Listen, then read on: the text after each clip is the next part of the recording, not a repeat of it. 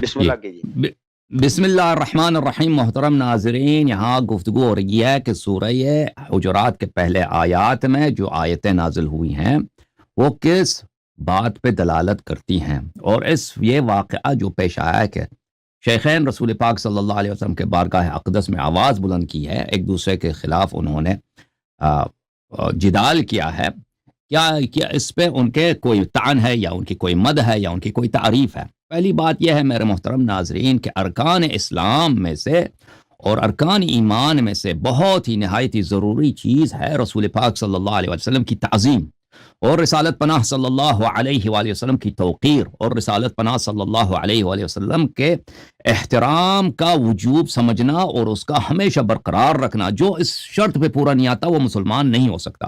ملاحظہ کریں، اللہ رب العزت سورہ مبارک فتح میں فرماتا ہے بسم اللہ الرحمن الرحیم انا ارسلناک شاہدا ومبشرا ونذیرا لتؤمنوا باللہ ورسولہ وتعزروہ وتوقروہ وتسبحوہ بکرۃ واصیلا، کہ میں نے حبیب صلی اللہ علیہ وآلہ وسلم کو شاہد و مبشر اور نذیر بنا کر بھیجا ہے تاکہ تم اللہ اور رسول پر ایمان لاؤ اور رسول پاک صلی اللہ علیہ وسلم کی توقیر نہایت ہی تکریم کرو۔ اور یہ ایسا حق ہے رسول پاک صلی اللہ علیہ وآلہ وسلم کہ اس میں کسی قسم کی لچک نہیں ہے، کسی قسم کی کسی کو بخشش نہیں ہے۔ فرمایا کہ اعوذ باللہ من الشیطان الرجیم لقد جاءکم رسول من انفسکم عزیز علیہ ما عنتم حریص علیکم بالمؤمنین رؤوف الرحیم۔ بار بار اللہ تعالی حبیب صلی اللہ علیہ وآلہ وسلم کا جب قرآن مجید میں ذکر کرتا ہے تو ان کے القاب شریفہ سے دوسرے انبیاء کو جب پکارتا ہے اللہ، یا نوح کہتا ہے، یا ابراہیم کہتا ہے، یا موسیٰ، یا عیسیٰ، یا لوط، ان کے نام سے پکارتا ہے۔ ان کے اسماء مبارکہ میں کوئی تعریف نہیں ہے۔ اگر ابھی میں مولوی عبداللطیف صاحب کو پکاروں عبداللطیف، اے عبداللطیف، اس میں ان کی کوئی تعریف نہیں ہے۔ رسول اللہ صلی اللہ علیہ وآلہ وسلم کو ہمیشہ القاب شریفہ جو ان کے سب سے عظیم القاب ہیں، یا ایھا الرسول، یا ایھا النبی، سے پکارتا ہے۔ تو لازمی بات ہے کہ جب دوسرے انبیاء کو اس انداز سے اللہ تعالیٰ پکارتا ہے اور حبیب صلی اللہ علیہ وآلہ وسلم کو القاب شریفہ سے پکارتا ہے تو اللہ تعالیٰ نے سب سے پہلے خود قرآن مجید میں رسول اللہ صلی اللہ علیہ وسلم کی تعظیم، تکریم، توقیر، احترام کا خود خیال رکھا ہے، اور دوسرے انبیاء کے نسبت رسول اللہ صلی اللہ علیہ وسلم کو برتری دی ہے کہ جب ایک اللہ تعالیٰ جو زمین و آسمان کا بنانے والا ہے بقیہ انبیاء کو ان کے اسماء سے پکارتا ہے، ان اسماء میں کوئی تعریف نہیں ہے۔ رسول اللہ صلی اللہ علیہ وآلہ وسلم کو جب آپ اللہ تعالیٰ ان کے القاب سے پکارتا ہے، ابھی اگر میں مولوی عبداللطیف صاحب کو پکاروں عبداللطیف، اس میں کوئی تعریف نہیں ہے، لیکن اگر میں ان کے القاب سے پکاروں اے فاضل محترم، اے جناب عالم دین، تو اس میں لازمی بات ہے، اس میں تکریم ہے۔ تو اللہ تعالیٰ نے خود تکریم کا خیال رکھا ہے، اور اللہ تعالیٰ نے فرمایا قرآن مجید میں تلک الرسول فضلنا بعضهم على بعض منهم من کلم اللہ ورفع بعضهم درجات۔ سب انبیاء جیسے نہیں ہیں، ایک بعض انبیاء کو دوسرے پہ تفضیل دی ہے، اور ایسے نبی بھی ہیں جو دوسرے انبیاء پہ بہت سارے درجات کے ساتھ، بہت ہی نہایت درجات کے ساتھ ان کی عظمت ہے۔ ہمارے حبیب صلی اللہ علیہ وآلہ وسلم سب انبیاء کے امام ہیں۔ فرمایا وَإِذَا أَخَذَ اللَّهُ مِيثَاقَ النَّبِيِّينَ لَمَا آتَيْتُكُم مِّن كِتَابٍ وَحِكْمَةٍ ثُمَّ جَاءَكُمْ رَسُولٌ مُصَدِّقٌ لِّمَا مَعَكُمْ لَتُؤْمِنُنَّ بِهِ وَلَتَنصُرُنَّهُ قَالَ أَأَقْرَرْتُمْ وَأَخَذْتُمْ عَلَى ذَلِكُمْ إِصْرِي۔ تمام انبیاء سے اس دنیا میں آنے سے پہلے اللہ تعالیٰ نے اس عہد و میثاق لے لیا کہ تم نے میرے حبیب صلی اللہ علیہ وسلم پہ ایمان لانا ہے، میرے حبیب صلی اللہ علیہ وسلم کی تم نے نصرت کرنا ہے۔ حضرت عیسیٰ بن مریم علیہ السلام اس دنیا میں جب آئے، وَإِذْ قَالَ عِيسَى ابْنُ مَرْيَمَ يَا بَنِي إِسْرَائِيلَ إِنِّي رَسُولُ اللَّهِ إِلَيْكُمْ مُصَدِّقًا لِمَا بَيْنَ يَدَيَّ مِنَ التَّوْرَاةِ وَمُبَشِّرًا بِرَسُولٍ يَأْتِي مِن بَعْدِي اسْمُهُ أَحْمَدُ۔ فرمایا کہ میں تورات و انجیل لے کے آیا ہوں، اور کیا ہے، میں ایک ایسے نبی صلی اللہ علیہ وسلم کا بشارت دینے والا ہوں کہ تم بنی اسرائیل، تم عیسائیوں پر، تم نصارہ پر اس پہ ایمان لانا، اس کی تصدیق کرنا، اس کی تعظیم کرنا تم پہ واجب ہے۔ میں اس کو خوشخبری دے رہا ہوں، اس کا نام گرامی ہے، اسم گرامی ہے احمد صلی اللہ علیہ وآلہ وسلم۔ تو میرے محترم ناظرین، ہمارے حبیب صلی اللہ علیہ وآلہ وسلم کی عظمت یہ کہ ان پہ جب ایک شخص کو آپ نبی مانتے ہیں تو اس کی تعظیم واجب ہے۔ یہ انسان کا ضمیر کہتا ہے، انسان کا عقل کہتا ہے، یہ اور شریعت بھی یہی کہتی ہے، اور یہ صحابہ کا دستور بھی یہی تھا۔ صحابہ جو مومن صحابہ تھے ان کا دستور یہی تھا کہ رسول اللہ صلی اللہ علیہ وسلم کی نہایت تکریم کرتے تھے۔ ملاحظہ فرمائیے، یہ کتاب البخاری چھاپ دار احیاء التراث العربی، اس کتاب میں صفحہ نمبر 484 میں باب الشروط میں حدیث نمبر 2731 اور 2732، یہاں پر حدیبیہ کے مقام پر رسول پاک صلی اللہ علیہ وآلہ وسلم کی جو ملاقات ہوئی کفار سے، اور عروہ ابن مقصود کفار کی جانب سے ایلچی بن کے آیا تھا، وہ کفار کی جانب سے ایک جانا پہچانا شخص اور ایک محترم شخص تھا، وہ رسول پاک صلی اللہ علیہ وسلم کے پاس آیا. وہاں پر یہ حدیث کافی لمبی ہے.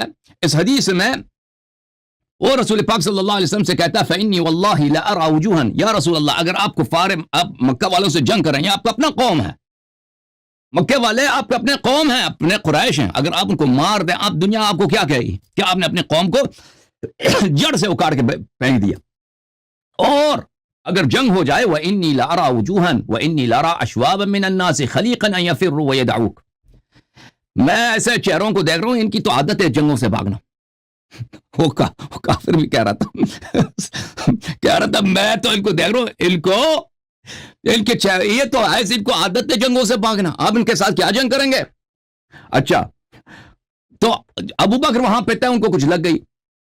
فقال له ابو بکر امسس ببغل اللات، رسول پاک صلی اللہ علیہ وسلم کے سامنے ان کے بارگاہ میں کیا کہتا ہے؟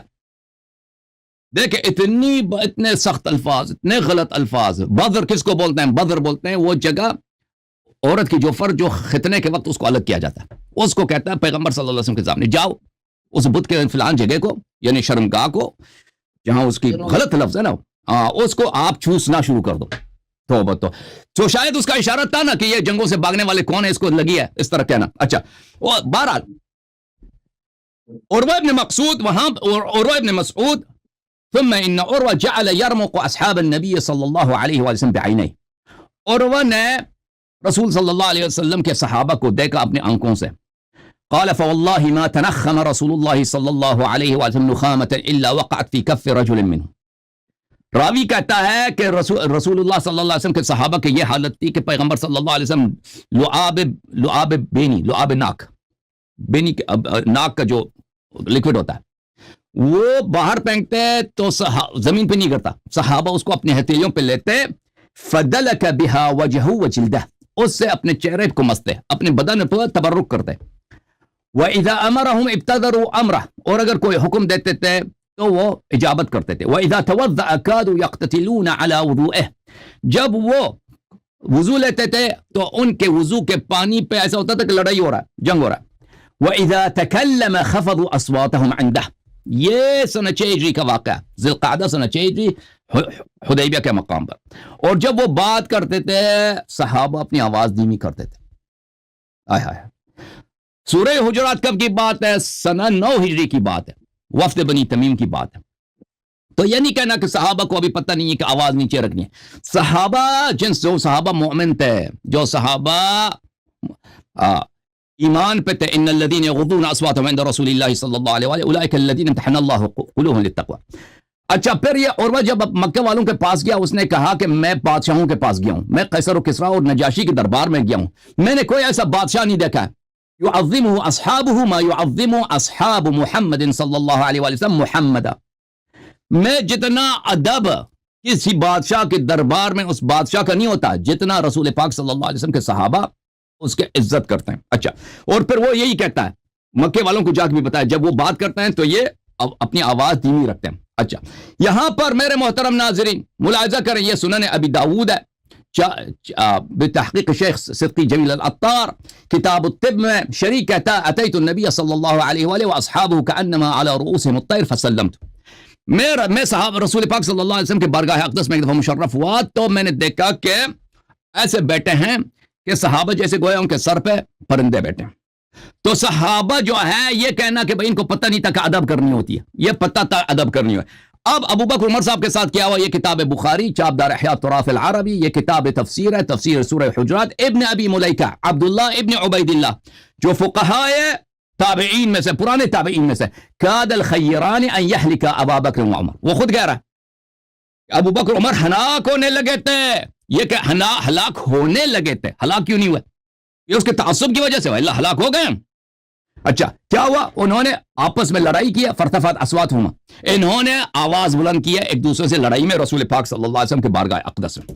اب یہ متعدد لحاظ سے میرے محترم ناظرین عدم اسلام ان کا ثابت کر لیتا ہے. پہلی بات یہ ہے کہ یہ بے احترامی ہے رسول صلی اللہ علیہ وسلم. رسول اللہ کیونکہ میں نے دکھا اپنا، عروہ ابن مسعود خود کہتا ہے کہ میں نے دیکھا، میں نجاشی کے دربار میں گیا ہوں، کسریٰ و قیصر کے دربار میں گیا ہوں، کسی بادشاہ کی اتنی عزت نہیں ہوتی ہے جتنا صحابہ رسول صلی اللہ علیہ وسلم رسول اللہ صلی اللہ علیہ وسلم کی عزت کرتے ہیں، ان کی عزت کی ایک وجہ کیا ہے؟ یہی کہ جب ان کے سامنے کبھی بلند آواز میں بات نہیں کرتے. اچھا، تو ابو بکر عمر نے رسول اللہ صلی اللہ علیہ وسلم کے بارگاہ میں بلند آواز سے چیخا چلائے، اللہ نے ان کے مذمت میں قرآن بھی نازل کیا. اب یہ استخفاف بن نبی صلی اللہ علیہ وسلم، استخفاف بن نبی وجوہ ارتداد میں سے ایک یہی استخفاف بن نبی صلی اللہ علیہ وسلم ہے کہ نبی صلی اللہ علیہ وسلم کا بے احترامی کرنا. کتاب الردہ مختلف فقہ کے کتب میں آپ دیکھیں کہ مرتد کیسے مرتد بنتا ہے. یہ ضروری نہیں ہے کہ اللہ کو گالی دے، رسول صلی اللہ علیہ وسلم کو گالی دے، بے احترامی بھی کرے کسی قسم کی، وہ کافر بن جاتا ہے. الشفاء بتعریف حقوق المصطفیٰ صلی اللہ علیہ وآلہ وسلم، یہ جلد نمبر 2 ہے، چاپ دار کتب العلمیہ، صفحہ نمبر 180. وحکم من سب، جو کسی نبی کو گالی دے دے یا اللہ کو گالی دے یا ملائکہ کو، او استخف بہم، یا ان کی بے احترامی کرے، ان سب کا حکم کیا ہے؟ کفر ہے. ان الذین یکفرون باللہ ورسولہ، یہ سب کافر. اچھا، المحلہ لابن حازم، جلد نمبر 11، صفحہ نمبر 412، فرماتے ہیں ان من سب اللہ او النبی، جو اللہ تعالیٰ کو گالی دے یا نبی صلی اللہ علیہ وسلم کو گالی دے یا کسی فرشتے کو گالی دے یا کسی نبی کو گالی دے، او شیئا من الشریعہ، یا شریعت کی کسی بات کو گالی دے دے، نماز کو گالی، روزے کو گالی، کسی سنت کو گالی دے دے، او استخف بشیء من ذلک، یا ان میں سے کسی ایک کی بے احترامی کرے. چاہے اللہ کو گالی دو، چاہے رسول اللہ صلی اللہ علیہ وسلم کی بے احترامی، بات ایک ہی ہے. فلم يحكم النبي صلى الله عليه وسلم لما أتى به من تعظيم الله وإكرام الملائكة والنبيين وتعظيم الشريعة التي هي شعائر الله، فصح أنه لم يؤمن فقد كفر. کہتا ہے ایسا شخص نے، ہم ان کا حق میں کہہ سکتے ہیں کہ اس نے کبھی اللہ اور رسول صلی اللہ علیہ وسلم پہ ایمان نہیں لایا. جب یہ اگر ایمان لاتا تو رسول اللہ صلی اللہ علیہ وسلم کی بے عزتی نہیں کرتا، ان کے استخفاف نہیں کرتا، ان کی بے احترامی نہیں کرتا، تو ایسا شخص شروع ہی سے کافر تھا. پھر وہ بہت لمبی ایک صفحہ لکھتا ہے، میرے پاس وقت نہیں ہے کہ میں وہ سب لکھ کے دوں، آپ کو پڑھا دوں. یہ کتاب محتاج الى معرفت معانی الفاظ المنہاج للخطیب الشربینی، یہ جلد نمبر 5 ہے. یہ کتاب الردہ ہے، مرتد ہونے کے احکام. ارتداد کس کو کہتے ہیں؟ قطع الاسلام بنیت او قول او کفر و فعل، جو اسلام سے نکل جائے، نیت کرے قول یا فعل سے اسلام سے خارج، اس کو ارتداد کہتے ہیں. سواء قاله استعزاء او عنادا او اعتقادا، چاہے کوئی شخص مذاق میں کوئی ایسی کفری بات کہے یا دشمنی میں کہہ دے یا اس کا عقیدہ ہی یہی ہے، وہ مرتد ہو جاتا ہے. فمن نفی الصانع، جو اللہ تعالیٰ کو کہہ دے کہ اللہ کا وجود ہی نہیں ہے، ارتداد ہے، ٹھیک ہے نا. او الرسل، یا انبیاء علیہ السلام کو نفی کر دے، او کذب رسولا، یا کسی نبی کو تکذیب کرے. اب اس کی ذیل میں شارح کیا فرماتے ہیں؟ تکذیب کذب رسولا، کسی رسول کی تکذیب کرے، او سبہ او استخف بھی، چاہے آپ تکذیب کریں کہ یہ نبی جھوٹا ہے یا کوئی بھی نبی جھوٹا ہے، نستجیر باللہ، یا اس کو آپ اس کی بے احترامی کریں، یہ سب کفر ہے. تو میرے محترم ناظرین، یہ کہ رسول اللہ صلی اللہ علیہ وسلم کے بارگاہ میں ان کے بالاجماع صحیح حدیث میں ابو بکر عمر نے آواز بلند کی ہے. آواز بلند کرنا، آپس میں لڑنا، یہ کیا ہے؟ یہ استخفاف بن نبی صلی اللہ علیہ وسلم. استخفاف بن نبی مرتد کے احکام میں سے، مرتد کے خواص میں سے بالاجماع، اس میں کسی قسم کا کوئی گنجائش ہی نہیں ہے. بس کفر الحمدللہ رب العالمین ثابت ہو گیا. کس بات کو یہ منع کریں گے؟ یہ منع کریں گے کہ انہوں نے آواز بلند نہیں کی، بالکل آواز بلند کیا. ایک دوسرے پہ چیخے چلائے نہیں ہیں، بالکل چیخے چلائیں. کسی بھی محترم شخص کے بارگاہ میں آپ دان نکالیں عبداللطیف صاحب، دیکھتے ہیں اس کا جواب کیسے دیں گے آپ کیا کہیں گے عبداللطیف صاحب کہ انہوں نے لڑائی نہیں کیا، آپس میں لڑائی کیا کس کے بارگاہ میں؟ رسول اللہ صلی اللہ علیہ وسلم کے بارگاہ میں. ٹھیک ہے نا. کسی بھی عظیم شخص کے بارگاہ میں ایک دوسرے کے ساتھ لڑائی کرو مہمانوں کے سامنے، اس کی بے عزتی ہے، اس کے عدم احترام ہے، عدم تکریم ہے. اور وہ ابن مسعود جو کافر تھا، قریش کا مشرک تھا، حدیبیہ کے مقام پہ، اس کو بھی سمجھ آئی ہے کہ تکریم کے مظاہر میں سے ایک مظہر یہی ہے کہ اس کے سامنے کوئی آواز بلند نہیں کرتا ہے. نبی صلی اللہ علیہ وسلم کے سامنے انہوں نے آواز بلند کیا. آواز بلند کرنا استخفاف بے ادبی ہے. بے ادبی ہے رسول صلی اللہ علیہ وسلم بالاجماع کفر ہے، ارتداد دین سے خروج کا نام ہے. ٹائم ختم ہو گیا جی. مفتی عبداللطیف صاحب شروع کریں. بسم اللہ الرحمن الرحیم. الحمدللہ وحدہ والصلاة والسلام علی من لا نبی بعدہ. اللہم صلی علی سیدنا مولانا محمد وعلی آلہ واصحابہ وبارک وسلم۔ دیکھیں یہاں سورۃ الحجرات کے حوالے سے گفتگو ہونی ہے۔ سورۃ حجرات کی جو 5 آیات ہیں نا، ان 5 آیات کے حوالے سے، جس میں حسن علیاری کا موقف یہ ہے کہ معاذ اللہ اس سے شیخین کا کفر ثابت ہوتا ہے، ان کا مدعا یہ ہے، ٹھیک ہے۔ اب یہاں پر جو ان کا مدعا ہے، تو یہ جو 5 آیتیں یہ پیش کرتے ہیں بطور دلیل کے، ہمارا پہلا ان سے مطالبہ یہ ہے کہ یہ قرآن کو، اچھا 1 منٹ، تھوڑا سا میرے ساتھ یہ مسئلہ ہو رہا ہے، 1 منٹ جی، 1 منٹ، یہ ایرو نہیں آ رہا یہاں پہ جی، ٹھیک ہے، بس اسٹارٹ کریں، معذرت چاہتا ہوں میں، تھوڑا سا مسئلہ ہو گیا، ٹھیک۔ دیکھیں پہلی بات تو یہ کہ حسن علیاری صاحب قرآن کی یہ آیات پیش کر رہے ہیں، جبکہ حسن علیاری کا موقف یہ ہے کہ قرآن تحریف شدہ ہے۔ قرآن کیا ہے بھائی؟ تحریف شدہ ہے۔ جب ان کے یہاں یہ قرآن تحریف شدہ ہے تو معاذ اللہ یہ مشکوک بنا نا، یہ مشکوک بنا۔ یہ دلیل کس طریقے سے پیش کر رہے ہیں سورہ حجرات کی؟ کس طریقے سے پیش کر رہے ہیں؟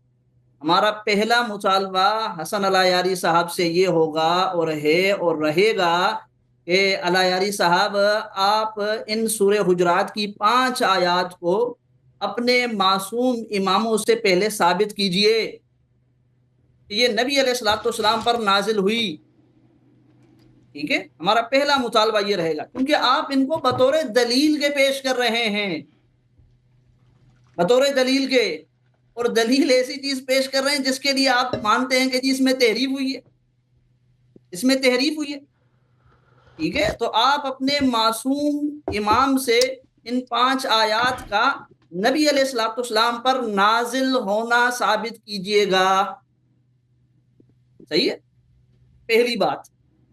دوسری بات کہ دیکھیں سورہ حجرات کی جو آیت ہے، پہلی آیت، یا ایھا الذین آمنوا لا تقدموا بین یدی اللہ ورسولہ، یہ جو پہلی آیت ہے، اس کے متعلق میں 4 پوائنٹ اپنے ناظرین کے سامنے رکھتا چلوں، 4 پوائنٹ، ٹھیک ہے۔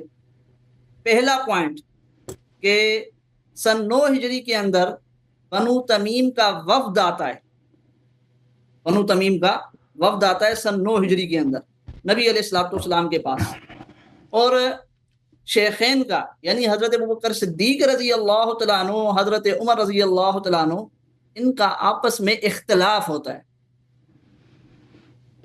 ایک صحابی رسول کا کہنا ہوتا ہے کہ جی اقرا بن حابس کو امیر بنایا جائے، دوسرے کا کہنا ہوتا ہے کہ جی حضرت قعقاع بن معبد کو بنایا جائے، تو یہ اختلاف ہوتا ہے، ٹھیک ہے۔ اب یہ جو اختلاف ہوتا ہے ان دونوں حضرات کا، تو یہ ان سے مشورہ لیا نہیں گیا تھا، انہوں نے مشورے میں پہل کی، جس پر بطور تنبیہ کے اور امت کو بطور تعلیم کے یہ پہلی آیت نازل ہوئی، یہ صرف پہلی آیت، ٹھیک ہے۔ یہ پہلا پوائنٹ ہے ہمارا، پہلی بات اس آیت کے متعلق۔ دوسرا پوائنٹ سامعین، کہ شیخین کا یہ جو عمل تھا آپس میں اختلاف کا، ٹھیک ہے نا، آپس میں اختلاف کا، اور اسی طریقے سے جو آواز بلند ہوئی، یہ جو ان کا اختلاف تھا، یہ عمل آیت کے نازل ہونے سے پہلے کا ہے، آیت نازل بعد میں ہوئی، عمل پہلے ہوئی، ٹھیک ہے۔ جب آیت نازل ہی بعد میں ہوئی تو یہ آیت کی مخالفت نہیں کہلائے گی، صحیح ہے، آیت کی مخالفت نہیں کہلائے گی، یہ بات سامعین آپ اپنے ذہنوں میں بٹھا لیں۔ اس لیے علیاری صاحب اس آیت کے نازل ہونے کے بعد کسی بھی فقیہ کو، کسی بھی محدث کو، کسی بھی مفسر کو، چاہے وہ اہل سنت والجماعت کا کیوں نہ ہو، اٹھا کر پیش کرتے ہیں، ان کا پیش کرنا غلط ہے، کیونکہ انہوں نے وہ باتیں اس آیت کے نازل ہونے کے بعد لکھی ہیں، ٹھیک ہے۔ تو شیخین نے جب اس آیت کے خلاف کیا ہی نہیں تو یہ آیت ان پہ فٹ نہیں ہوتی، الیاری صاحب دو باتیں سمجھ لیں آپ، تھوڑا سا ٹھیک ہے، سمجھ لیں تاکہ اصلاح ہو جائے آپ اور آپ کے چاہنے والوں کی بھی۔ تیسرا پوائنٹ سامعین، شیخین کا یہ جو عمل، شیخین سے یہ جو عمل ہوا نا، ان کا جو اختلاف ہوا اس آیت کے نازل ہونے سے پہلے، وہ ایسا عمل نہیں تھا جو قابل مذمت ہو، کیونکہ بطور جو ہے وہ استخفاف کے نہیں تھا، بطور انجانے میں ہوا، ٹھیک ہے نا۔ اس لیے قرآن کے اندر اللہ رب العزت نے اس پہلی آیت میں کوئی مذمت کی بات نہیں کی ہے، کوئی مذمت کی بات نہیں کی ہے۔ الیاری صاحب ذرا ادھر دیکھ لیں اور یہ بات نوٹ کر لیں، اس آیت کے اندر کوئی شیخین کو کافر نہیں قرار دیا گیا۔ اپنی اس مسکراہٹ کے پیچھے اپنی بے بسی کو نہ چھپائیں، ذرا لکھیں ہمارے اس پوائنٹ کو کہ اللہ رب العزت نے اس آیت کے اندر کوئی کافر نہیں کہا شیخین کو، کوئی معاذ اللہ انہیں گمراہ نہیں کہا۔ الیاری صاحب دیگر آیات کی طرف جاتے ہیں، اس آیت کے اندر ایسی کوئی بات نہیں ہے سامعین، ایسی کوئی بات نہیں، ٹھیک ہے۔ یہ تین باتیں، تین پوائنٹس۔ اب آ جاتے ہیں چوتھے پوائنٹ کی طرف۔ چوتھا پوائنٹ، الیاری صاحب ذرا ادھر توجہ دیجئے، لکھیے۔ چوتھا پوائنٹ سامعین یہ ہے کہ الیاری صاحب کہتے ہیں کہ تقدم علی اللہ اور تقدم رسول یہ کفر کہتے ہیں اس کو۔ اب گردن ہلا دیں ذرا سا، ایسا ہی ہے نا، تقدم علی اللہ کو اور تقدم رسول کو آپ کفر کہتے ہیں نا۔ ادھر تو دیکھیے الیاری صاحب، ادھر تو دیکھیے۔ اچھا، تقدم کو یہ کفر کہتے ہیں۔ سامعین ذرا یہ پوائنٹ سمجھیے گا، طارق صاحب آپ بھی غور کیجئے گا۔ جب اللہ رب العزت نے ان کے عمل پر ان کی کوئی مذمت بیان نہیں کی، پہلی آیت میں کوئی مذمت بیان نہیں کی اللہ رب العزت نے ان کے اس عمل پر، نہ نبی علیہ الصلوۃ والسلام نے کوئی مذمت بیان کی ہے، نبی نے بھی کوئی مذمت بیان نہیں کی، نہ کفر کہا، نہ گمراہی کہی، نہ یہ کہا کہ تم میری اتباع کی مخالفت کرتے ہو، کچھ بھی نہیں کہا۔ جب اللہ نے نہیں کہا، رسول نے نہیں کہا، آج اس صدی کے اندر الیاری کون ہوتا ہے؟ ان شیخین کو معاذ اللہ کافر کہنے والا، ان کے اس عمل پر جو آیت کے نازل ہونے سے پہلے کا ہے، آیت کے نازل ہونے سے پہلے کا عمل ہے۔ اللہ نے کچھ نہیں کہا، کافر نہیں کہا، گمراہ نہیں کہا، رسول نے کچھ نہیں کہا۔ اب الیاری کا کافر اور گمراہ کہنا یہ تقدم ہے، یہ تقدم علی اللہ ہے، یہ تقدم علی الرسول ہے۔ الیاری صاحب یہ تقدم علی اللہ اور تقدم علی الرسول ہے جو آپ آج تک کرتے آئے ہیں، اور آپ کے اصول کے مطابق۔ یہ اپنی بات نہیں کر رہا، میں آپ کو آپ کا اصول یاد دلا رہا ہوں جو میں نے دلایا کہ تقدم علی اللہ اور تقدم رسول کو آپ کفر کہتے ہیں نا، کفر کہتے ہیں۔ تو آپ آج تک یہ کفر کرتے آئے ہیں، آپ کافر بن رہے ہیں۔ ذرا نگاہیں تو ملائیں ہمارے ساتھ، مسکرائیں تو صحیح اپنے کفر پر، مسکرائیں نا ذرا، ٹھیک ہے۔ آپ کافر بن رہے ہیں، آپ نے تقدم علی اللہ کیا، آپ نے تقدم علی الرسول کیا شیخین کو کافر کہہ کر۔ جب اللہ نے کافر نہیں کہا، جب رسول نے کافر نہیں کہا اس عمل پر، آپ کون ہوتے ہیں کافر کہنے والے؟ تو آپ نے تقدم علی اللہ اور تقدم رسول کیا، آپ اپنے اصول کے مطابق کافر بنے۔ اب آپ کو چاہیے کہ آپ اپنی تن کے اندر ذرا کلمہ پڑھ لیجئے گا، اور پھر جب یہاں اس نشست سے اٹھے نا تو تجدید نکاح بھی کر لیجئے گا۔ اور تیسری بات یہ کہ اب نہیں کہنا شیخین کے اس عمل پر جس پر اللہ نے نہیں کہا، رسول نے نہیں کہا کہ معاذ اللہ وہ کافر تھے، آپ نہیں کہنا کہ کافر ہیں وہ، کیونکہ پھر تقدم علی اللہ ہو جائے گا، تقدم علی الرسول ہو جائے گا، اور آپ کیا بن جائیں گے؟ کافر بن جائیں گے، ٹھیک ہے۔ تو آپ اپنا ایمان ذرا اب کلمہ پڑھ کر اپنے ایمان کو ثابت کیجئے، ٹھیک ہے، اپنے ایمان کی فکر کیجئے، اپنے ایمان کی۔ تو یہ 4 پوائنٹ سامعین میں نے آپ کے سامنے رکھے، یہ 4 پوائنٹ آپ کے ذہن میں رہیں گے۔ الیاری صاحب کے شکوک و شبہات جو ہے وہ بالکل ذہن سے نکل جائیں گے آپ کے، یہ جو دھوکے دیتے ہیں، جو عوام الناس کو دھوکے دیتے ہیں۔ 4 پوائنٹ، ٹھیک ہے۔ الیاری صاحب نے امید ہے سمجھ لیا ہوگا، اور دیگر سننے والوں نے بھی سمجھ لیا۔ اب آ جاتے ہیں ہم تیسری بات کی طرف۔ تیسری بات کیا کہ میں آپ کو ایک حوالہ دکھاتا چلیں آ رہا ہوگا، جلاء العیون، ٹھیک ہے، ملا باقر مجلسی کی شیعہ حضرات کی معتبر کتاب، اور اسے الایاری صاحب بھی معتبر تسلیم کرتے ہیں. یہ میں اور آپ کے سامنے واضح کر دیتا ہوں، یہ آپ کو نظر آ رہا ہوگا. اس میں دیکھ لیجئے کہ خبر ولادت امام حسین، ٹھیک ہے، علیہ السلام، بسند معتبر جناب صادق سے روایت کی ہے کہ جبرائیل خدمت رسول میں قبل ولادت امام حسین آئے اور کہا آپ کے ہاں ایک فرزند متولد ہوگا کہ آپ کی امت اسے شہید کرے گی. نبی علیہ الصلوۃ والسلام نے فرمایا مجھے ایسے فرزند کی حاجت نہیں. جبرائیل آ کر اللہ کی طرف سے خوشخبری دے رہے ہیں، لیکن نبی علیہ الصلوۃ والسلام بقول شیعہ حضرات کی اس معتبر روایت کے نبی علیہ الصلوۃ والسلام فرماتے ہیں مجھے ایسے فرزند کی حاجت نہیں. یہ اللہ کی مخالفت ہوئی، تقدم علی اللہ ہوا نبی کی طرف سے معاذ اللہ. اسی طریقے سے 3 مرتبہ یہ بات ہوئی. اس کے بعد جو ہے وہ یہ سن کر جناب رسول خدا نے فرمایا جناب امیر کو بلاؤ، یعنی حضرت علی رضی اللہ تعالیٰ عنہ کو، اور کہا جبرائیل نے خدا کی جانب سے مجھے یہ خبر دی ہے ایک فرزند تمہارے یہاں متولد ہوگا، میری امت بعد میرے اسے شہید کرے گی. جناب امیر نے کہا مجھے ایسے فرزند کی حاجت نہیں، مجھے ایسے فرزند کی حاجت نہیں.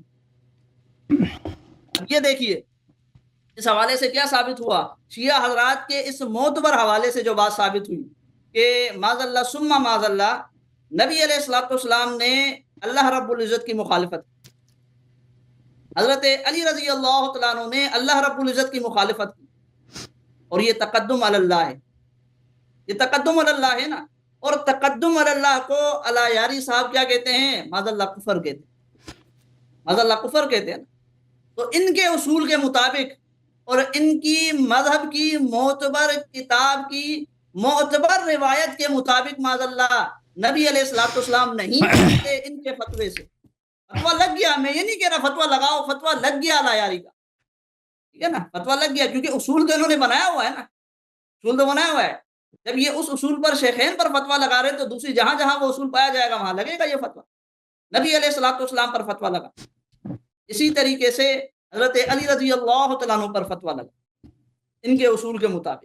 یہ ہے شیعہ مذہب اور یہ ہے الایاری صاحب کے اصول کہ یہ خود بھی نہیں بچتے، نبی علیہ الصلوۃ والسلام بھی نہیں بچتے، حضرت علی رضی اللہ تعالیٰ عنہ بھی نہیں بچتے.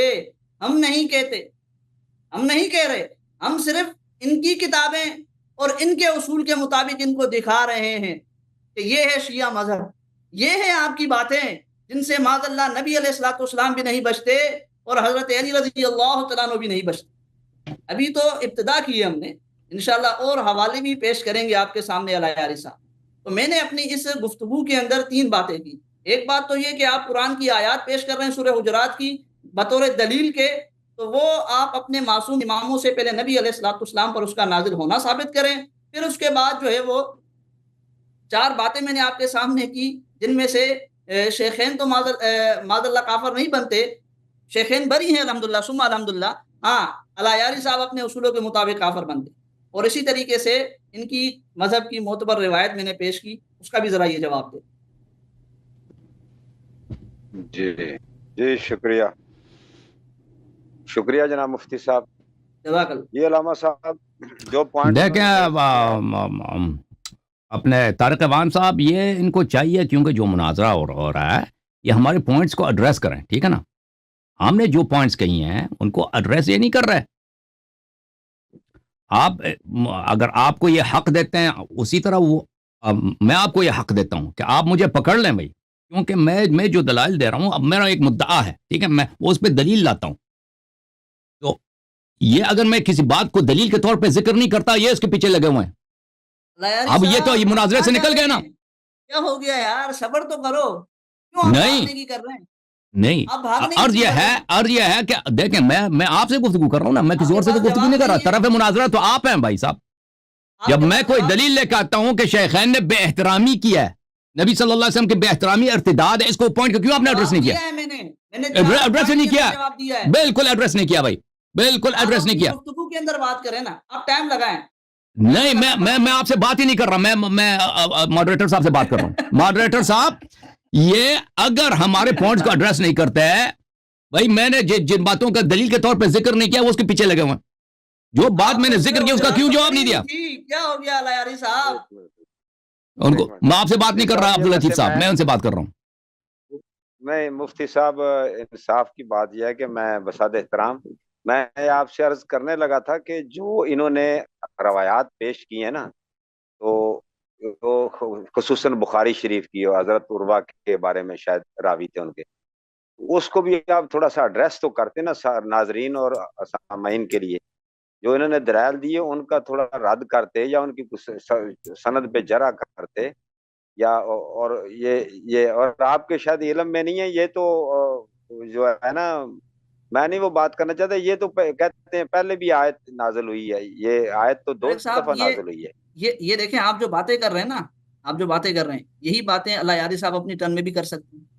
ٹھیک ہے، چلے کوئی میں نے یہ تو نہیں کہا کہ میری آخری ٹرن میں جا رہا ہوں یہاں سے.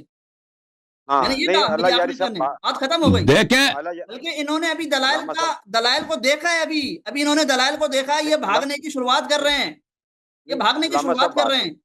اللہ یاری صاحب انہوں نے اس کا قرآن پاک کی آیت سے یہ ثابت کیا ہے کہ جو سورۃ حجرات ہے کہ اس سے پاک صلی اللہ علیہ وسلم کی نہیں، سن لیجیے پلیز، کہ اس آیت سے تو کوئی کفر یا ایسی کوئی جو ارتداد چیزیں جو آپ نے بیان کی ہیں وہ سر آپ نے بیان کیے ہیں کہ میں نے اصل واقعہ سے استدلال کیا ہے کہ اس میں بے-احترامی رسول ہے. بے-احترامی رسول صلی اللہ علیہ وسلم بالاجماع کفر ہے. اس کا جواب انہوں نے نہیں دیا. اور جب پوری امت کا قول ہے، اللہ نے کیوں نہیں کہا لِتُؤْمِنُوا بِاللَّهِ وَرَسُولِهِ وَتُعَزِّرُوهُ وَتُوَقِّرُوهُ وَتُوَقِّرُوهُ؟ یہ اللہ کی آیت نہیں ہے، سورہ حجرات ہے. یہ سورہ حجرات ہے. اور بھائی اللہ نے جب پہلے کہہ دیا کہ چلیں بھائی، جب اللہ نے کہہ دیا رسول صلی اللہ علیہ وسلم کی توقیر واجب ہے، جب پوری امت کا اجماع ہے کہ ان کی بے-احترامی ارتداد ہے، اور میں نے بے-احترامی ثابت کیا، آپ نے اس کا جواب ہی نہیں دیا. سب جانتے ہیں کہ آپ نے جواب نہیں دیا. جو باتیں میں نے نہیں کی ہے اس کا آپ جواب دے رہے ہیں. ارے صاحب ان سے ٹائم لگوائے نا جی، شروع کر دیں. یہ باتیں اس میں کر لیں علامہ صاحب، اس میں بات کر جی. چلیں شروع کرتے ہیں. بسم اللہ الرحمن الرحیم. محترم ناظرین، ہم کیونکہ ان کی بے بسی ہے کہ ان کو پتہ نہیں ہے کہ دلیل کہاں سے لگی ہے، یہ اس کے لیے تیار ہی نہیں تھے. یہ کچھ اور مناظرے انہوں نے پہلے والے مناظرے دیکھے ہیں، اس کے لیے انہوں نے تیاری کیا. یہ سمجھتے ہیں کہ ہمارے پاس شیخین کا عدم اسلام ثابت کرنے کے لیے سورہ حجرات کے واقعے میں 1-2 ہی دلیل ہیں. ہمارے پاس دلائل بہت زیادہ ہیں شیخ صاحب، ہمارے پاس دلائل بہت زیادہ ہیں. پہلی دلیل کا تو آپ نے جواب ہی نہیں دیا. دیکھیں پہلی دلیل یہ ہے کہ میں نے آپ کے بخاری سے دکھا دیا کہ صحابہ رسول پاک صلی اللہ علیہ وسلم، وہ صحابہ جو مومن تھے، کافر نہیں تھے، منافق نہیں تھے، رسول پاک صلی اللہ علیہ وسلم کی تعظیم کرتے تھے. ان کی تعظیم ان کی شعار تھی. خود عروہ ابن مسعود نے مکے آ کر مکے والوں کو کہہ دیا کہ میں نجاشی کے دربار میں گیا ہوں، میں قیصر و کسریٰ کے دربار میں گیا ہوں، میں نے کسی ایسے بادشاہ کو نہیں دیکھا اس کی اتنی عزت ہوتی ہے جتنے نبی کریم صلی اللہ علیہ وسلم کی عزت ہوتی ہے.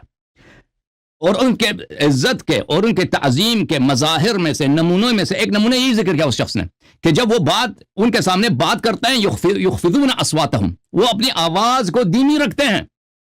یہ کہ کسی بزرگ شخص کے سامنے آواز کو دھیمی رکھا جائے یہ سب کو معلوم ہے. اس آیت کے نزول سے پہلے بھی لوگوں کو معلوم تھا، مکے والے کے کفار کو بھی معلوم تھا کہ یہ احترام کے مظاہر میں سے ایک مظہر، احترام کے طرق میں سے ایک طریقہ یہی ہے کہ ایک عظیم شخص کے سامنے آواز کو دھیمی رکھے جائے، اس پہ نظر نہ گرا جائے، اس سے پہلے کوئی پہل نہ کرے. یہ سب ان لوگوں کو پتا تھا. ٹھیک ہے نا، یہ آپ کو نہیں کہہ سکتے کہ ان کو پتا نہیں تھا. اب ابو بکر عمر نے آپ کے بالاجماع صحیح حدیث کے روح سے انہوں نے رسول پاک صلی اللہ علیہ وسلم کے سامنے آواز بلند کیا، ایک دوسرے سے لڑائی کیا، جھگڑا کیا. یہ عزیزوں، ایک طرف سے یہ بات کہ ان کے سامنے آواز بلند کرنا بے ادبی ہے، یہ ایک طرف ابو بکر عمر نے یہ بے ادبی کا ارتکاب کیا ہے. اور تیسری بات، یہ نبی صلی اللہ علیہ وسلم کے استخفاف، بے ادبی کرنا کفر ہے، ارتداد ہے. یہ سب میں نے ثابت کر دیا. اس کا انہوں نے جواب دیا، کہتے ہیں اللہ تعالیٰ نے اس آیہ میں نہیں بولا کہ یہ کافر ہو گئے. بھئی یہ سب باتیں بالاجماع معلوم ہے، اصل واقعہ میں، اور اللہ نے اس آیہ میں بھی بولا ہے. آپ اس کو سمجھ ہی نہیں رہے یا شاید انکار کر رہے ہیں.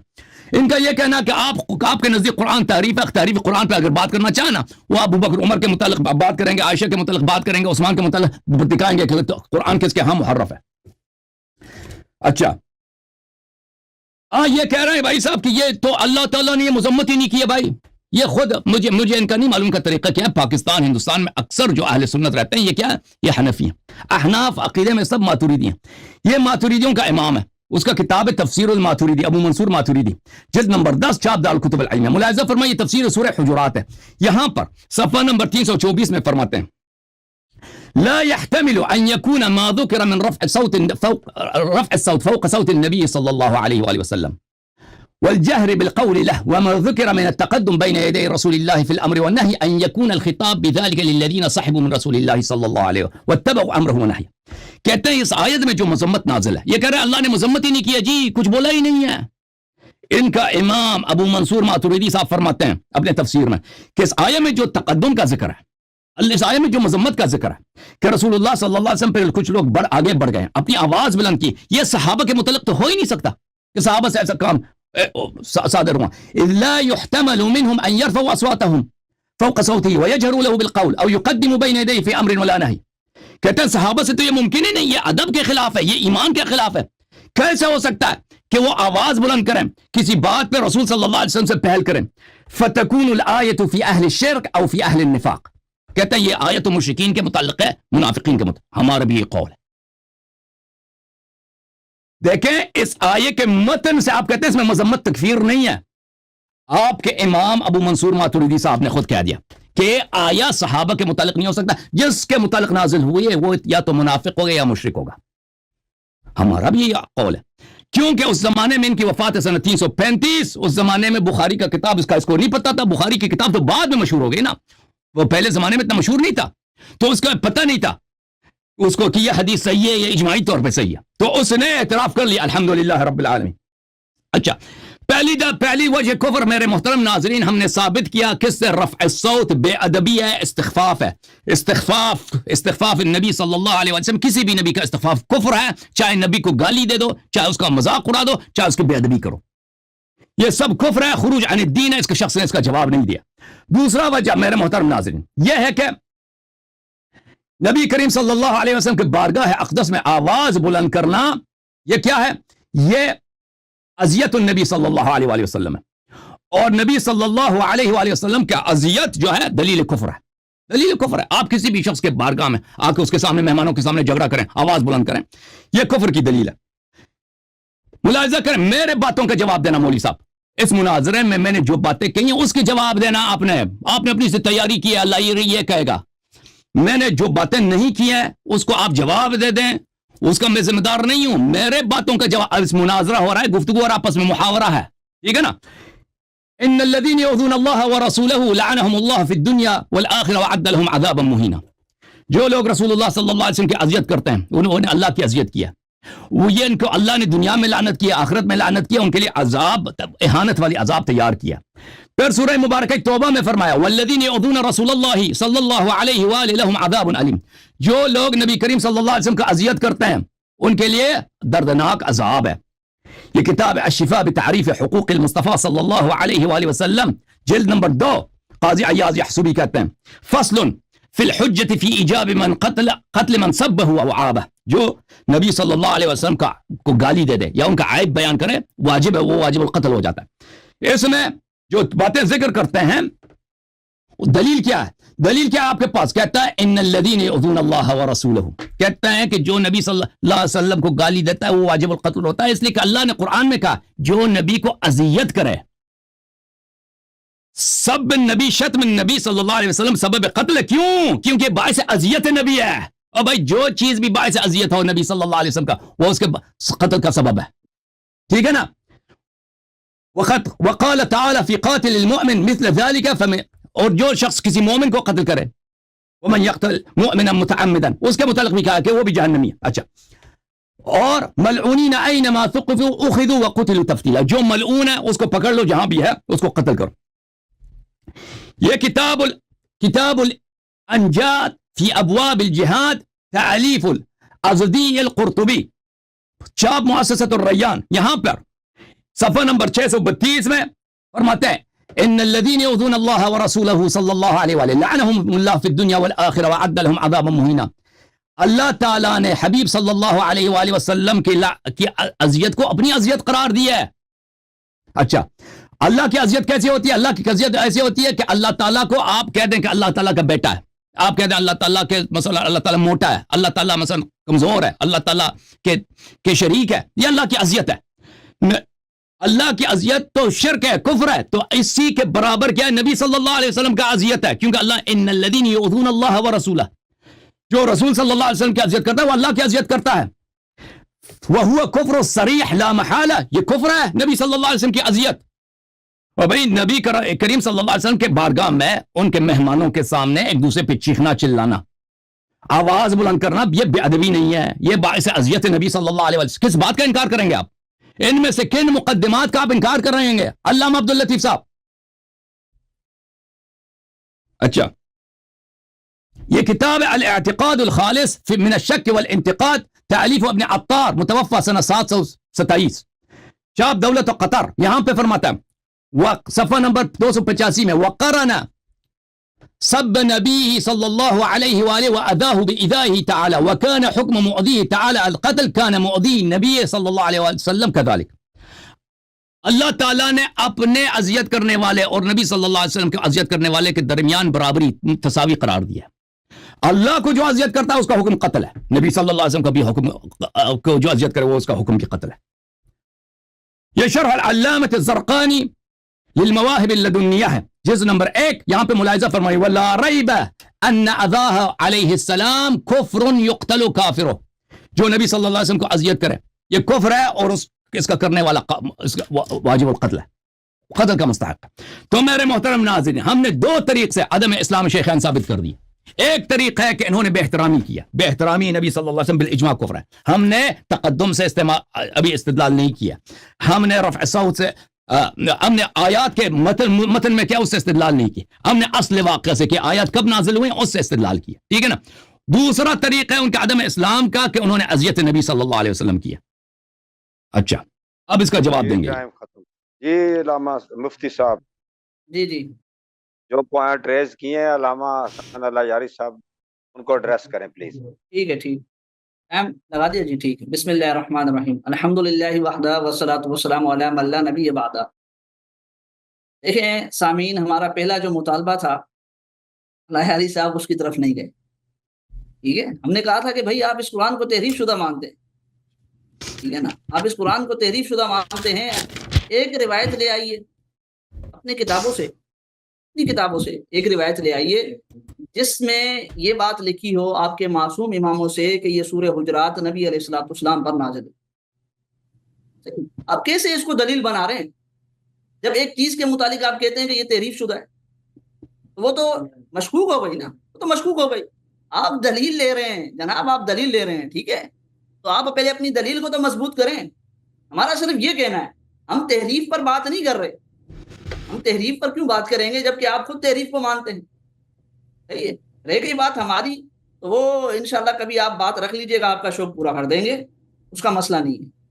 تو پہلا مطالبہ ہمارا وہی ہے، اس کو آپ پورا کرنے کی کوشش کریں اور اپنے معصوم اماموں سے ان آیات کا نبی علیہ الصلوۃ والسلام پر نازل ہونا ثابت کریں، ایک بات۔ دوسری بات، اللہ یاری صاحب کہتے ہیں کہ جی صلح حدیبیہ کے موقع پر نبی علیہ الصلوۃ والسلام کا صحابہ کرام احترام کرتے تھے، ادب کرتے تھے۔ تو بھائی صحابہ کرام احترام کرتے تھے، ادب کرتے تھے، اس سے کسی کو انکار نہیں، اس سے کسی کو انکار نہیں۔ وہ جو عروہ والی آپ حدیث پیش کر رہے ہیں، اس سے کس کو انکار؟ اس میں یہ تو نہیں ہے کہ یہ آیت تقدم اس وقت نازل ہوئی تھی، اس میں یہ تو نہیں ہے حدیث کے، اس حدیث کا اس سے تو کوئی تعلق ہی نہیں ہے۔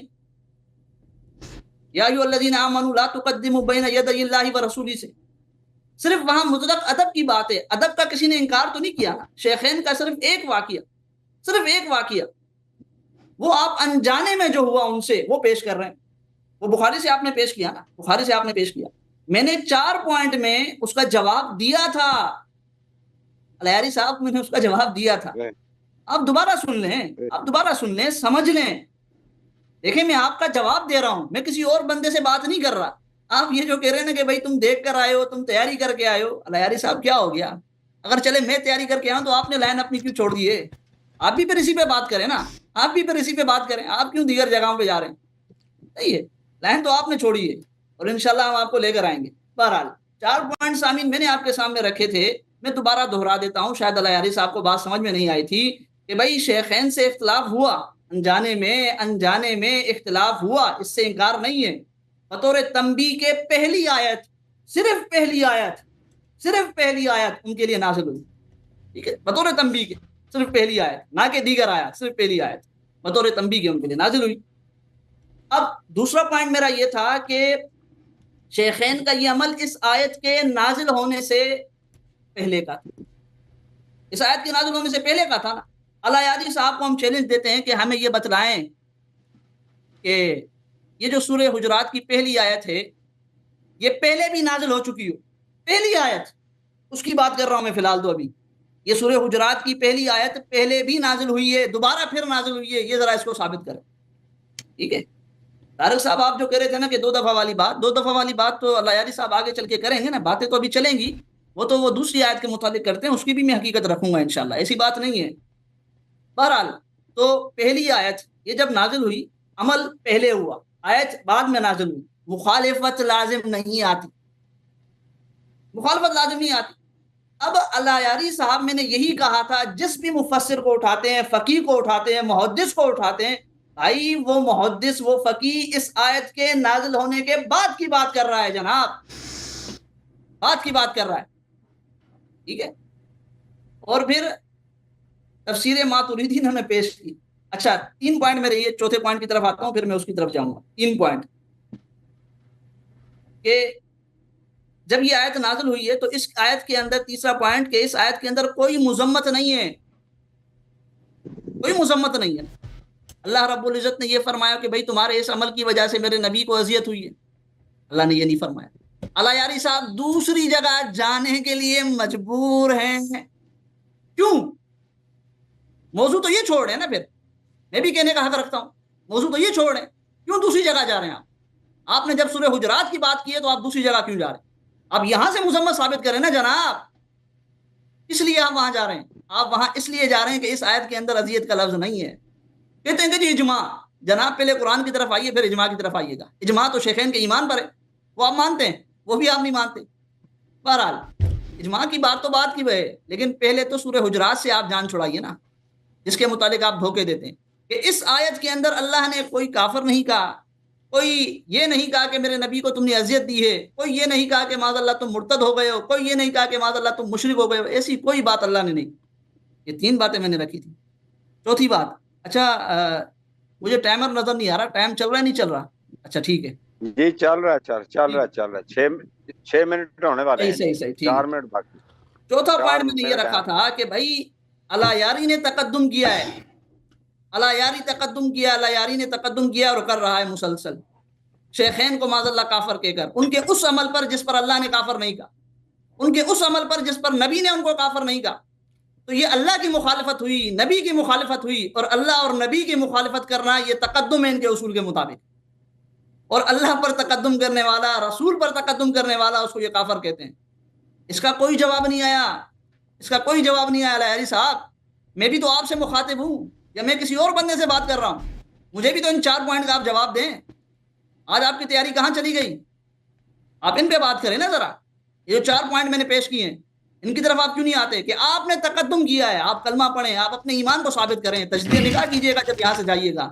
اور میں دیکھیں بڑے اصلاحانہ انداز میں آپ کو کہہ رہا ہوں، اصلاحانہ انداز میں آپ ادھر دیکھ لیجئے، آپ ہنسیں نا، آپ اصلاح تو کیجئے اپنی، خدارا یہ باتیں نہ کیجئے، آپ تقدم کر رہے ہیں، آپ کافر بن رہے ہیں، بلکہ بن چکے ہیں۔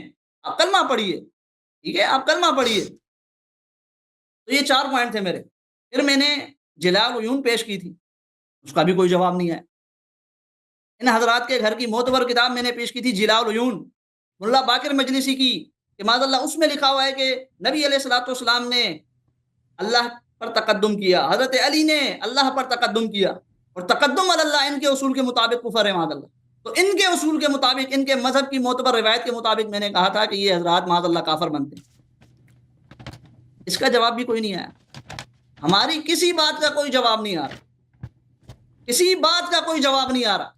جو ہم نے پہلے مطالبہ کیا تھا اس کا کوئی جواب نہیں، جو ہم نے 4 پوائنٹ رکھے تھے اس کا کوئی جواب نہیں، جو ہم نے شیعہ حضرات کے گھر کی معتبر کتاب پیش کی، وہاں سے بسند معتبر روایت پیش کی، اس کا کوئی جواب نہیں، اور کہتے ہیں کہ جی یہ بھاگ رہے ہیں کہیں اور، یہ بھاگ رہے ہیں کہیں اور۔ بھائی میں تقدم پہ بات کر رہا ہوں، میں تو سورہ حجرات کی ہی بات کر رہا ہوں، میں تو نہیں گیا کسی اور آیت کی طرف، میں کسی آیت کی طرف نہیں گیا۔ چلیں ایک اور حوالہ آپ کو تقدم پر ہم دے دیتے ہیں، ٹھیک ہے، ایک اور حوالہ میں پیش کر دیتا ہوں آپ کے سامنے، یہ دیکھ لیجئے، تفسیر قمی آپ کو نظر آ رہی ہو، ٹھیک ہے، وہی آیت جو حافظ سلمان صاحب نے بھی پیش کر چکے ہیں اور جس کے جواب سے آپ لاجواب ہیں، ٹھیک ہے، سورہ مائدہ کی، یا ایھا الذین آمنوا لا تحرموا طیبات ما احل اللہ لکم، یہ آیت جس میں اللہ فرماتے ہیں ایمان والو نہ حرام کرو ان چیزوں کو اللہ کی نہ حرام کرو پاکیزہ چیزیں جن کو اللہ نے حلال کیا تمہارے لیے، ٹھیک ہے۔ یہ انہی حضرات کی معتبر کتاب کے اندر لکھا ہوا ہے کہ نزلت حاضر آیا فی المؤمنین، کہ یہ آیت حضرت علی رضی اللہ تعالیٰ عنہ کے حق میں نازل ہوئی ہے، ان کے متعلق نازل ہوئی ہے۔ اسی طریقے سے حضرت بلال، اسی طریقے سے حضرت عثمان بن مظعون کے لیے نازل ہوئی ہے یہ آیت۔ پھر آگے روایت ہے کہ فَأَمَّا عَامِرُ الْمُؤْمِنِينَ فَحَلَفَ أَلَّا يَنَامَ بِاللَّيْلِ أَبَدًا، کہ حضرت علی رضی اللہ تعالیٰ عنہ نے قسم کھائی کہ میں جو ہے وہ رات کو نہیں سویا کروں گا کبھی بھی۔ حضرت عثمان بن مظعون نے اسی طریقے سے قسم کھائی کہ میں جو ہے وہ کسی سے نکاح نہیں کروں گا کبھی بھی، کسی عورت سے۔ اسی طریقے سے حضرت بلال نے قسم کھائی کہ وہ کبھی جو ہے وہ یعنی ہمیشہ روزے سے رہیں گے۔ جب نبی علیہ الصلوۃ والسلام کو ان باتوں کا علم ہوا تو آپ علیہ الصلوۃ والسلام کیا فرماتے ہیں لوگوں کو جمع کر کے؟ آپ علیہ الصلوۃ والسلام فرماتے ہیں کہ ثم قال ما بال اقوام يحرمون على انفسهم الطيبات الا اني انام بالليل وانكح وافطر بالنهار فمن رغب عن سنتي فليس مني۔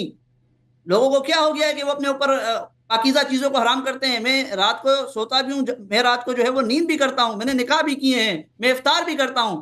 جو میری سنت سے اعراض کرتا ہے وہ مجھ سے نہیں ہے، وہ مجھ سے نہیں ہے، ٹھیک ہے۔ تو دیکھیے اس آیت کے اندر اللہ رب العزت نے فرمایا کہ اس آیت کے اندر اللہ رب العزت نے فرمایا کہ اللہ کی پاکیزہ کی ہوئی چیزوں کو جو حلال کی ہیں اللہ نے تمہارے لیے، ان کو حرام مت قرار دو، ان کو حرام مت قرار دو۔ اور انہی ٹائم ختم ہو گیا جی، کتاب کے اندر لکھا ہوا ہے، مفتی عبداللطیف صاحب ٹائم ختم ہو گیا جی، جزاک اللہ۔ میرے خیال میں علامہ صاحب آپ کی نا 2 ٹرن ہو گئی ہیں 10-10 منٹ کی جی۔ میں کہتا ہوں کہ آپ کی رائے ہو تو 5-5 منٹ یا 6-6 منٹ نہ کرنے، یہ وہ بات کو بار بار تکرار ہو رہی ہے۔ میں تکرار تو نہیں کرتا، میرے پاس نئے دلائل ہیں ہمیشہ۔ نہیں چلے یہ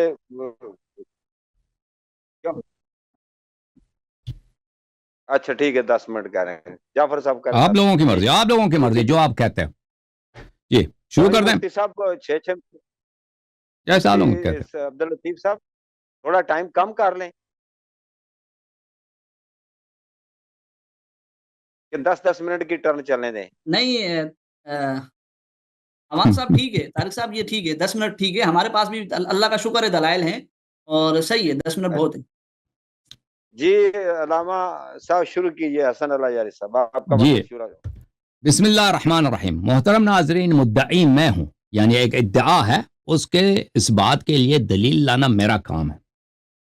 جو دلیل میں لاتا ہوں میرے مخالف کا فرض بنتا ہے اس دلیل کا جواب دے دے، ٹھیک ہے نا۔ اگر میں کسی دلیل کا ذکر نہیں کرتا، انہوں نے دوسرے مناظروں میں سنا کہ میں نے اس دلیل کا ذکر کیا، وہ اس کو جواب دینے کی کوشش کرتا ہے، تو اس کا مطلب ہے جو موجودہ میں نے جو دلیل دی ہے اس کے پاس اس کا جواب نہیں ہے، کیونکہ اگر جواب ہوتا تو دے دیتا۔ میں نے دلیل لایا ہوں کہ شیخین عدم احترام رسول صلی اللہ علیہ وسلم کے مرتکب ہو گئے اور یہ جرم بالاجماع کفر ہے۔ اس کو یہ ایڈریس ہی نہیں کرتے بھائی، ایڈریس نہیں کرتا، کہتے تقدم نہیں ہوا، تقدم نہیں ہوا۔ یہ کہ انہوں نے ان کے بارگاہ میں آواز بلند کی ہے، چیخا ہے، چلائے، تو بخاری میں موجود ہے۔ اور یہ عدم بے احترامی رسول صلی اللہ علیہ وسلم یہ کفر ہے، اور آپ نہیں کہہ سکتے کہ ان کو پتہ نہیں تھا، کیونکہ حدیبیہ کا میں نے آپ کو حدیث دکھا دی کہ حدیبیہ میں عروہ بن مسعود کیا کہتا ہے، کفار مکہ کو بھی پتہ تھا کہ احترام کے طریق میں سے ایک طریق یہی ہے کہ ان کے بارگاہ میں چیخا چلایا نہ جائے، بے احترامی ان سے سرزد ہوئی ہے، استخفاف النبی صلی اللہ علیہ وسلم کفر ہے۔ یہ آپ نے اس کا جواب نہیں دیا۔ دوسرا میں نے دلیل دیا ان کے عدم اسلام پر کہ انہوں نے اذیت نبی صلی اللہ علیہ وسلم کیا۔ اذیت نبی صلی اللہ علیہ وسلم کا مرتکب کافر ہوتا ہے اور اس کا مباح الدم ہوتا ہے۔ اس کا آپ نے جواب بالکل نہیں دیا کیونکہ آپ کے پاس جواب ہی نہیں ہے۔ آپ دوسری طرف چلے کتابوں سے دکھاؤ کہ یہ آیا رسول صلی اللہ علیہ وسلم پہ نازل ہوئی، یہ کوئی بات ہے بھائی؟ یہ کوئی بات ہے؟ میں جواب، اگر میں اصرار بہت کرتا ہے میں اس کا جواب دے دوں گا. ہمارے پاس حدیث موجود ہے کہ یہ رسول صلی اللہ علیہ وسلم اجماع ہے، ہمارا حدیث بھی ہے. لیکن وہ یہ، لیکن بات آپ کی بہت ہی بچگانہ بات ہے. پھر کہتے ہیں کوئی مذمت ہی نہیں ہوئی، کوئی مذمت ہی نہیں ہوئی. تو وہ پاگل تھا ابو منصور ماتوریدی. ابو منصور ماتوریدی تمہارا امام، وہ پاگل تھا جو کہہ رہا ہے یہ آیت جس شخص کے متعلق نازل ہے وہ مشرک اور کافر ہے یا منافق ہے. اس کا کیوں جواب نہیں دیا آپ نے؟ ٹھیک ہے نا. اچھا پھر یہ عجیب غریب جھوٹی باتیں کہ صرف یہ پہلی آیت ابو بکر عمر کے متعلق نازل ہوئی ہے، لا تقدموا بین یدی اللہ ورسولہ. دوسرے آیات نازل ہوئی ہیں، سبحان اللہ، یہ آپ کا علم ہے. اچھا میں ابھی تیسری دلیل لاؤں گا میرے محترم ناظرین، اسی واقعے سے کہ عدم شیخین کے عدم اسلام پر. وہ کیا ہے میرے محترم ناظرین؟ دیکھیں اصل واقعہ کیا ہے. اصل واقعہ بخاری سورہ حجرات کا یہ ہے کہ رسول اللہ صلی اللہ علیہ وسلم کے بارگاہ میں وفد بنی تمیم آئے تھے، اور وہاں پر فریقین نے روایت کیا کہ وہاں پر ابو بکر عمر آپس میں انہوں نے خود انہوں نے بھی اعتراف کیا، آپس میں چلایا ہے اور ایک دوسرے پہ انہوں نے اختلاف کیا ہے. ٹھیک ہے نا. نبی صلی اللہ علیہ وسلم ساتھ موجود ہیں، انہوں نے آپس میں اختلاف کیا اور ایک دوسرے پہ چیخے چلائے ہیں اور ایک دوسرے کو برا بلا کہا ہے دونوں. اور ان کے مذمت میں یہ 5 آیات نازل ہو گئے. اچھا یہ میرے محترم ناظرین ایک اور طریق سے بھی کفر ہے. وہ کیا ہے؟ کیونکہ جب آپس میں اختلاف ہوتا ہے، آپ رسول صلی اللہ علیہ وسلم آپ پہ فرض ہے کہ ان کو اپنا کیا بنا دیں، وہاں پہ قاضی بنا دیں. ملاحظہ فرمائے سورہ مبارکہ نساء، سورہ مبارکہ نساء میں اللہ رب العزت کا ارشاد ہے، اعوذ باللہ من الشیطان الرجیم، فلا وربک لا یؤمنون حتی یحکموک فیما شجر بینہم. اللہ کی قسم یہ اس وقت تک ایمان نہیں لاتے جب تک ان کے درمیان جب مشاجرہ پیدا ہوتا ہے آپ کو حاکم قاضی بنا دیں. ملاحظہ فرمائے اس کا ترجمہ اس کا یہ ہے، اے حبیب صلی اللہ علیہ وآلہ وسلم، یہ طارق قادری صاحب کا ترجمہ ہے، آپ کے رب کی قسم یہ لوگ مسلمان ہی نہیں ہو سکتے یہاں تک کہ وہ اپنے درمیان ہونے والے ہر اختلاف میں آپ کو حاکم بنا لیں. اور بھائی ابو بکر عمر کے درمیان اختلاف پیدا ہوا نا، اردو میں کہہ رہا ہوں، مولوی عبداللطیف صاحب جو باتیں میں نے نہیں کی ہیں ان کا کیوں جواب دے رہا ہو؟ جو باتیں میں نے کی ہیں نا ان کا جواب کیوں نہیں دے رہے؟ کیونکہ تیرے پاس جواب ہی نہیں ہے. ٹھیک ہے نا. اور بھائی جب آپ کے رب کی قسم یہ لوگ مسلمان ہو ہی نہیں سکتے یہاں تک کہ وہ آپ کے درمیان ہونے والے ہر اختلاف میں آپ کو حاکم بنائے. آپ کو انہوں نے حاکم بنایا اپنے نبی کو، ایک دوسرے پہ چلایا نا. ایک کہتا ہے فلانی کو امیر بناؤ، دوسرا کہتا ہے فلانی کو امیر بناؤ. چلانے کے بجائے نبی صلی اللہ علیہ وسلم پوچھتے کہ آپ کیا فرماتے ہیں. ان کو قاضی نہیں بنایا اور قرآن کا حکم ہے کہ یہ مسلمان ہو ہی نہیں سکتے. جی فلا وربک، اللہ قسم کا کے کہتا ہے. اچھا ملاحظہ کریں یہ احمد رضا خان کا، احمد رضا خان بریلوی آپ کا اعلیٰ حضرت. تو اے محبوب تمہارے رب کی قسم، تمہارے رب کی، اللہ تعالیٰ آپ خود قسم کھا کے کہتا ہے. قسم نہ بھی کہتا تو تصدیق واجب ہے. اللہ جب قسم کھا کے کہتا ہے، اور کبھی قرآن کی تصدیق بھی آ کر کیا کرو. مولوی عبداللطیف جس نے نبی صلی اللہ علیہ وسلم کو حاکم و قاضی نہیں بنایا وہ کیسے مسلمان ہو سکتا ہے؟ اس کا جواب ذرا دینا ہمیں. تیرے رب کی قسم وہ مسلمان نہ ہوں گے جب تک آپس کے جھگڑے میں تمہیں حاکم نہ بنائے. سب کو پتہ ہے حاکم کا مطلب ہے قاضی، جو حکم دے ان کے درمیان فیصلہ سنا دے. انہوں نے نہیں بنایا بھائی، آپس میں چیخے چلائے، بے ادبی کیا. یہ 3 وجوہ میں نے ان کو کفر کے بتا دیے. اچھا اب آتے ہیں یہ ان کے کچھ پوائنٹس کا میں جواب دے دوں. حالانکہ دیکھیں میں نے یہ اگر میں ان کے پوائنٹس میرے استدلال سے مربوط ہوتے ہیں تو مجھ پہ جواب دینا ضروری تھا، لیکن کیونکہ ان کے پوائنٹس جو ہیں وہ میرے استدلال سے ربط ہی نہیں ان کا، تو ان کا میں جواب دینا میرے لیے ضروری نہیں. لیکن میں پھر بھی جواب دے دیتا ہوں، ان پہ احسان کرتا ہوں شیعوں کا صدقہ. یہ کتاب ہے الاختصاص لشیخنا المفید رحمۃ اللہ علیہ، یہاں پہ صفحہ نمبر 128 ہے.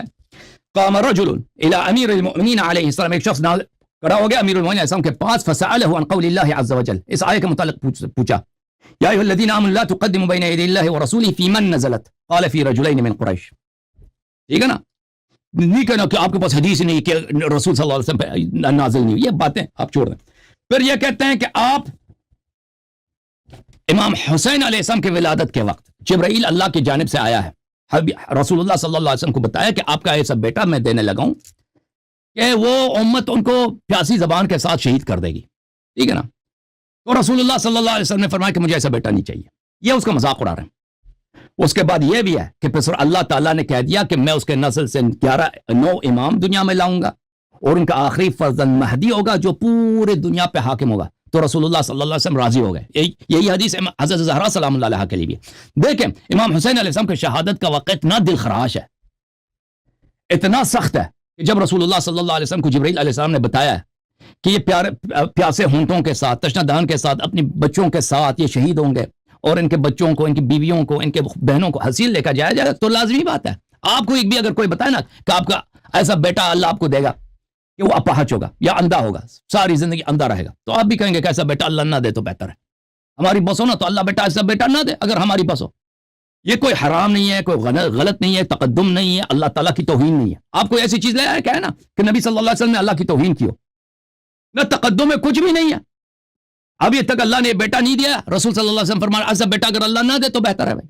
اگر ہمارا بیٹا ایسا ہوگا میرے بیٹے کے ساتھ، پھر اللہ تعالیٰ فرماتا ہے کہ میں اس کا اجر یہ دوں گا کہ وہ جس کی شفاعت کرے گا وہ جنت میں داخل ہوگا، اور اس کے نسل سے 9 امام دنیا میں پیدا کروں گا. ان کا آخری بیٹا جو امام مہدی علیہ السلام پوری دنیا پہ حکومت کرے گا. پھر رسول اللہ صلی اللہ علیہ وسلم راضی ہو گئے کیونکہ تم غلط نقل کر رہے ہو. اچھا، پھر جو تم نے لا تقدموا کا والی لا تحرموا ما احل یا الذین آمنوا لا تحرموا طیبات ما احل اللہ لکم، وہ تم نے نقل کیا. ابھی میں نے لا تقدموا سے تو استدلال ہی نہیں کیا بھائی. لا تقدموا سے اگر میں استدلال کر لیتا، ٹھیک ہے نا، تو میرے جواب میں وہ کہہ دیتا تو میں بات بنتی. میں نے 3 چیزوں سے استدلال کیا مولوی صاحب. استخفاف النبی صلی اللہ علیہ وسلم کفر، جواب نہیں ہے آپ کے پاس. اذیت النبی صلی اللہ علیہ وسلم کفر، جواب نہیں دیا آپ نے. عدم تحکیم النبی صلی اللہ علیہ وسلم کفر، ان 3 کا آپ نے جواب نہیں دیا. اب اس بیچارے آدمی کا دیکھیں، اتنا یہ بیچارہ ہے، کہتا ہے کہ دیکھیں اس کی جو سورہ حجرات کی جو پہلی آیت ہے یہ ابو بکر عمر کی مذمت میں نازل ہوا، بعد والی آیت نازل نہیں ہوئی. سبحان اللہ. بخاری ذرا پڑھ لیتے ہیں نا پورا باب، اس میں پورا آگے بھی روایتیں ہیں. کہتا ہے لا تقدموا سے پہلے ان کو پتہ ہی نہیں تھا جی کہ نبی صلی اللہ علیہ وسلم پہ تقدم حرام ہے. اور تقدم کس چیز کو بولتے ہیں؟ آگے بڑھنے کو کہتے ہیں. نبی کی کیا چیز واجب ہے؟ اتباع واجب ہے کہ نہیں؟ اور بھائی اگر شیخین کو، بڑھاپے میں کلمہ پڑھنے والوں کو 9 ہجری تک پتہ ہی نہیں چلا، رسول صلی اللہ علیہ وسلم کی 22ویں بعثت کے 22ویں سال تک، 23ویں سال کے آخر ابتدا تک ان کو پتہ نہیں چلا کہ نبی صلی اللہ علیہ وسلم کی اتباع کرنی ہوتی ہے، پیچھے پیچھے چلنا ہوتا ہے، آگے نہیں جا سکتے. ٹھیک ہے نا بھائی. آپ کہتے ہیں نا ان کو پتہ نہیں تھا کہ تقدم حرام ہے. اور بھائی شیخین کو اتنا نہیں پتہ تھا کہ نبی صلی اللہ علیہ وسلم کے پیچھے پیچھے چلنا ہوتا ہے، اتباع کرنی ہوتی ہے. کہہ رہے کہ ہمارے آیت دکھاؤ کہ تقدم حرام ہے. اوئے تقدم کس چیز کا ضد ہے؟ اتباع کا ضد ہے. قل اعوذ باللہ من الشیطان الرجیم. مولوی صاحب پریشان، مولوی صاحب کو پسینے، چہرہ دیکھو ان کا رنگ اڑ گیا ہے بھائی کہ تقدم میں کسی اور حرمت تقدم اور آیات میں نہیں ہے. اتنا اس شخص کو اتنا نہیں پتا بھائی. نبی صاحب ایک تو ہر بنگالی جس نے قرآن بھی نہیں پڑھی نا اس کو بھی پتا ہے نبی صلی اللہ علیہ وسلم کے پیچھے پیچھے چلنا ہوتا ہے، آگے نہیں جا سکتے. قل ان کنتم تحبون اللہ فاتبعونی، اتباع ہوتا ہے، تقدم نہیں ہوتا. تقدم کفر ہوتا ہے، اتباع ایمان کی علامت ہے. تیرے شیخین نے تقدم کیا، اتباع نہیں کیا.